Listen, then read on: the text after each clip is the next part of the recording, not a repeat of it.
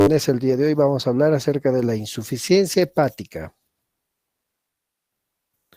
La insuficiencia hepática aguda es una enfermedad de inicio súbito, brusco, ante una persona que tenía el hígado aparentemente sano, ¿sí? Por ejemplo, un niño pequeño que accidentalmente ingiere paracetamol, ¿no? De sed, agarra unos frascos de paracetamol, los ingiere y llega a una dosis tóxica de paracetamol, puede ser una falla hepática o insuficiencia hepática, ¿sí? Su hígado previamente estaba sano. Lo mismo sucede en una persona que padece de hepatitis viral, el consumo de alcohol o algún fármaco, ¿no? Un fármaco hepatotóxico. Ningún centro puede estudiar individualmente cada caso. Suele haber alta morbilidad y mortalidad cuando se diagnostica tardíamente este problema de salud. Algunos definen a la insuficiencia hepática como una condición devastadora potencialmente reversible como consecuencia de una necrosis hepática masiva, caracterizada por la aparición de encefalopatía hepática dentro de las primeras 8 semanas después del inicio de los síntomas en ausencia de una enfermedad hepática previa. Esto de 8 semanas ha cambiado. Actualmente se considera este síndrome por el desarrollo de coagulopatía o algún grado de alteración del estado de conciencia dentro de las 26 semanas. Nunca se olviden esto, las 26 semanas.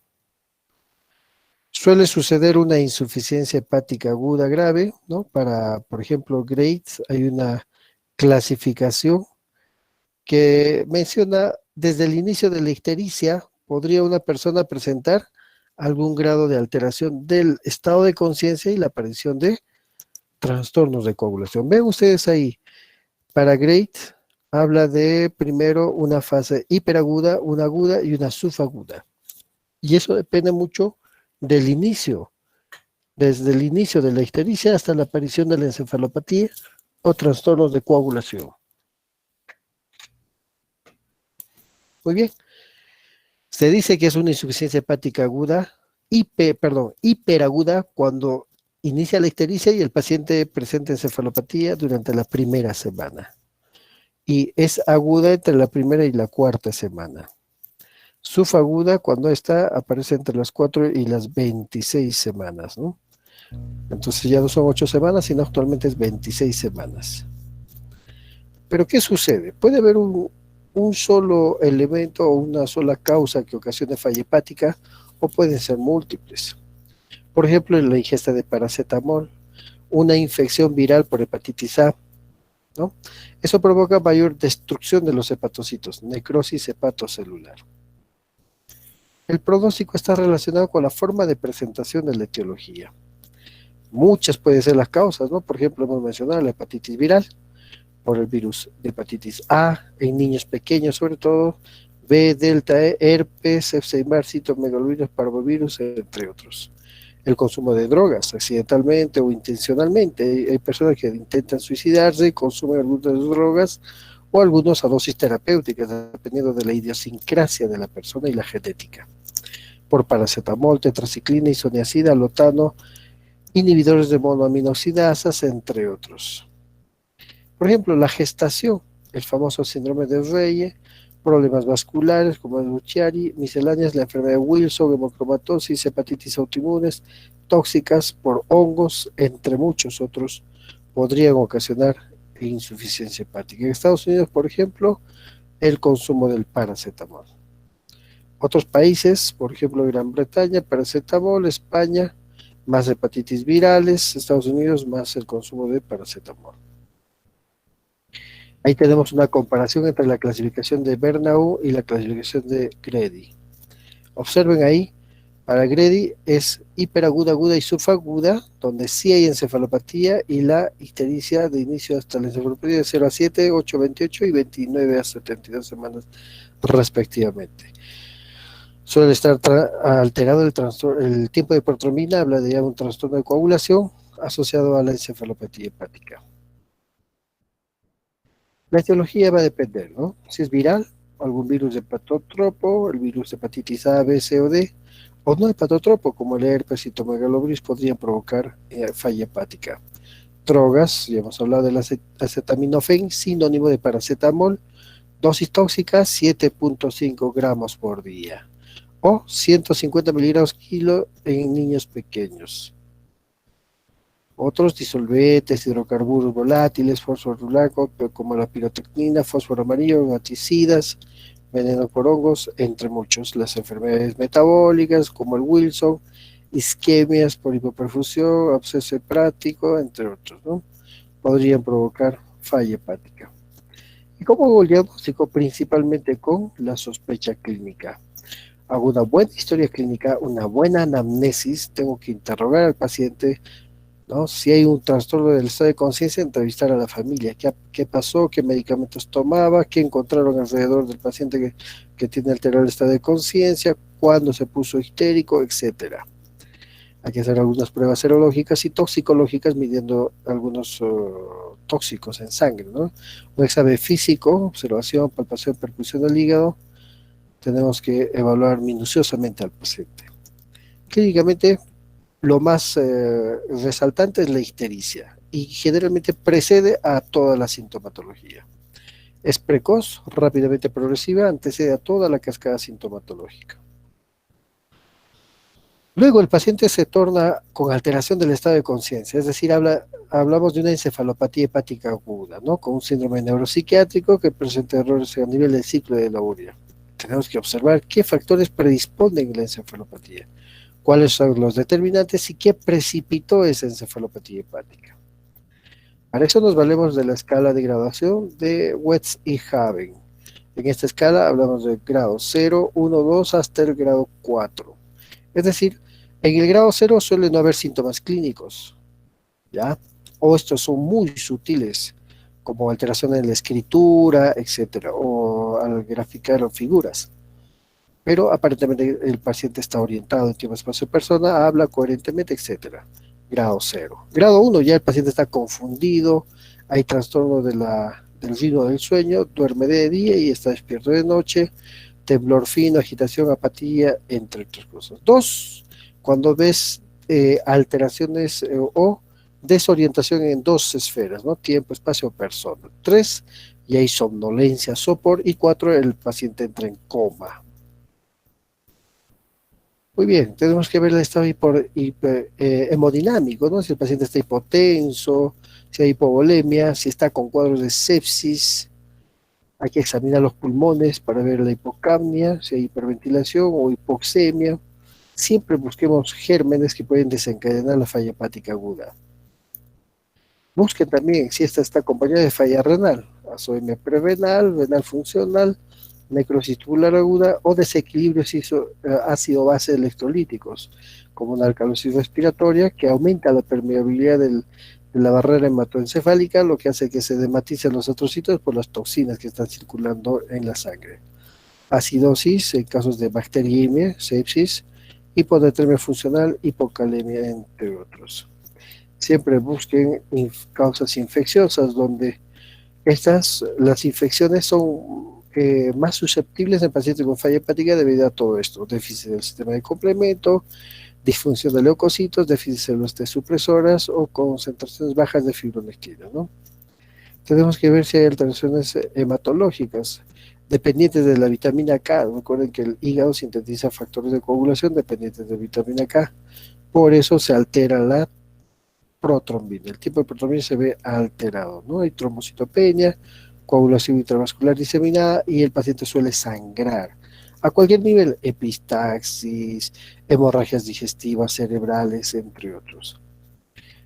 Puede haber también hipoglicemia, ¿no? Un paciente con falla hepática y disminución de la reserva de glucógeno y disminución de gluconeogénesis.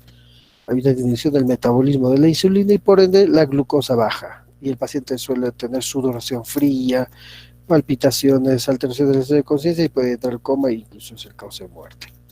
Se edematiza el cerebro, ¿ya? Y eso provoca hipertensión endocraniana. Pero semiológicamente, ¿cómo busco esos signos?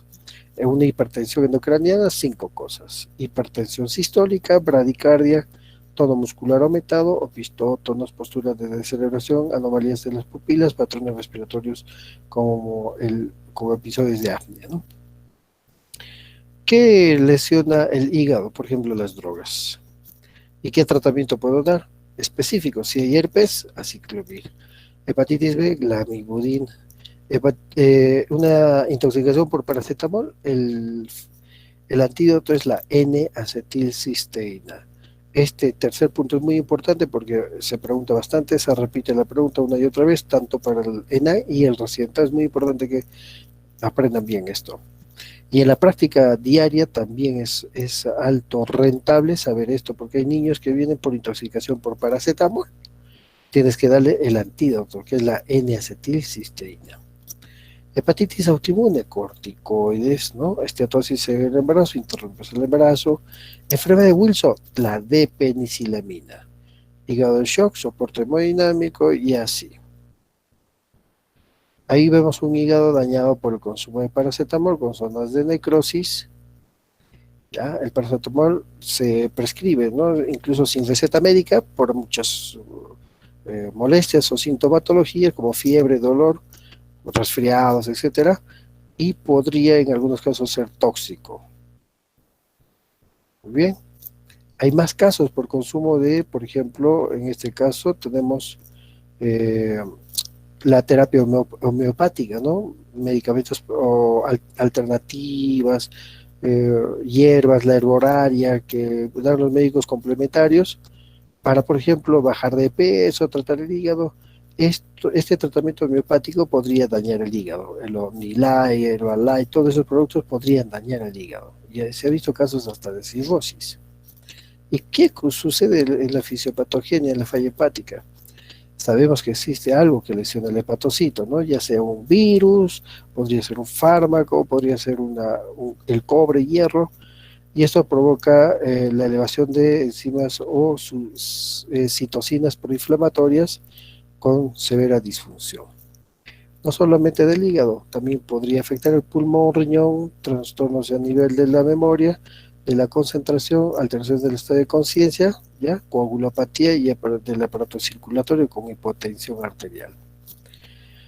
Puede provocar vasodilatación, una circulación hiperdinámica, hipotensión arterial por un aumento del óxido nítrico e hipertensión arterial, taquicardia o bradicardia. El paciente aparentemente cursa con un cuadro de sepsis en un cuadro de falla hepáticas. Pero también esto podría predisponer a que el paciente con falla hepática contraiga cualquier germen. Una neumonía por bacterias fácilmente se pega, ¿no? Un intrahospitalaris, etc. Por eso estos pacientes con falla hepática tienen gran mortalidad, sobre todo en ambientes hospitalarios donde hay gérmenes intrahospitalarios. Se ve alterados los factores de coagulación dependientes de la vitamina K, por ende alteración de la protrombina. Es muy importante el tiempo de protrombina. Puede haber falla renal y encefalopatía hepática por edema cerebral. A nivel de cerebro, los astrocitos juegan un rol muy importante. Ya las toxinas que normalmente se metabolizan y se purifican en el hígado, pues pasan a la circulación, llegan al cerebro, en una alcalemia, aumenta la permeabilidad de la barrera hematoencefálica, ingresa, edematiza el astrocito y por ende provoca encefalopatía hepática. Respecto a las infecciones, son susceptibles a contraer infecciones, ¿no? Por todo esto, deficiencia de la oxigenización, deficiencia de la adherencia de neutrófilos, disminución en la función de las células de Kupffer, disminución en la producción de todo el sistema que nos defiende contra los gérmenes, ¿no? ¿Y qué gérmenes generalmente? Más de origen respiratorio, ¿no? Las neumonías sobre todo. Entonces, al haber un severo insulto y lesión de los hepatocitos, hay necrosis, ¿ya? Y los gérmenes podrían contribuir con esto y el pronóstico ser ominoso. ¿Ya? Un paciente que tiene una falla hepática aguda con un cuadro séptico sobreagregado podría tener mal pronóstico. Y eso depende mucho de cómo está el estado de conciencia y el tiempo de protrombina. ¿Y qué puede causar la muerte de una falla hepática? Principalmente el sistema nervioso central, un edema cerebral. El edema puede ser tan intenso que podría enclavar al cerebro en su base y provocar un paro cardiorrespiratorio. No recuerde que el bulbo controla todo el aparato cardiorrespiratorio, ¿no? Si se enclava, se comprime y por ende hay necrosis y el paciente deja de respirar. A eso se contribuyen las causas infecciosas, ¿no? Ahora, ¿debe sospecharse ante la aparición de cualquier encefalopatía? Claro que sí. Si tú ves un paciente que ingresa y súbitamente tiene alteración de conciencia, piensa, podría tener un origen hepático, no solamente el accidente cerebrovascular, trastornos, eh, aneurismas cerebrales, ¿no? No solo eso, sino piensa, podría ser también el hígado. Muy bien, ante esta sospecha hay que buscar una insuficiencia hepática aguda incipiente. Ves si el paciente está con ictericia, es decir, tiene la piel y los ojos amarillos, pides un tiempo de protrombina, si ves que este es menor al 50%, ajá, son puntos críticos para reconocer precozmente una insuficiencia hepática aguda. Evalúas qué drogas toma, suspendes algunas que son hepatotóxicas, ves otras etiologías como una hepatitis viral A, B, C o entre otros, y le das un tratamiento específico, ¿no? Muy bien, ¿y cuál es ese tratamiento específico? Vamos a ir acá. Si es por herpes, aciclovir. Si es hepatitis B, la amigonina. Hepatitis por paracetamol, el antídoto, N-acetilcisteína. Hepatitis autoinmune, corticoides, y en la estetosis por embarazo, terminas el embarazo, ¿no? En el Wilson de penicilamina, en el shock soporte hemodinámico. Estos pacientes, cuando llegan a un estado crítico, pueden requerir un trasplante de hígado. Recuerden que en el Perú el único lugar donde se hace trasplante de hígado es el Hospital Almenara, aunque actualmente ya en el Hospital Rebagliati se está formando nuevamente la unidad de hígado y de trasplante de hígado, pero se maneja así: Hospital Rebagliati y Hospital Almenara. Los hospitales del Ministerio de Salud todavía no hacen trasplante de hígado, ¿ya? Entonces, en algunos casos, los tratamientos específicos son más efectivos cuando se aplica antes del desarrollo de la encefalopatía hepática. Hablamos de todos estos casos. Y en caso que el paciente no mejore o tenga falla multiorgánica, ya es candidato, ¿no? Hay que ver ahí los criterios de King Collins, etcétera, para cada caso específico, como el paracetamol, y para catalogar si este paciente requiere un trasplante de hígado. Muy bien, jóvenes, como han podido observar, este es un tema muy sencillo de aprender, no hay mucho secreto aquí. Vamos a tener una segunda y tercera reunión previo al segundo examen, por favor, donde vamos a poder saldar todas sus dudas respecto a estos temas. Les pido, por favor, que lean con atención la teoría que les voy a mandar, y en esta segunda, tercera sesión, única y exclusivamente, vamos a saldar todas sus dudas. Buenas noches, jóvenes. McQueen. Buenas noches, doctor. Buenas noches. Presente.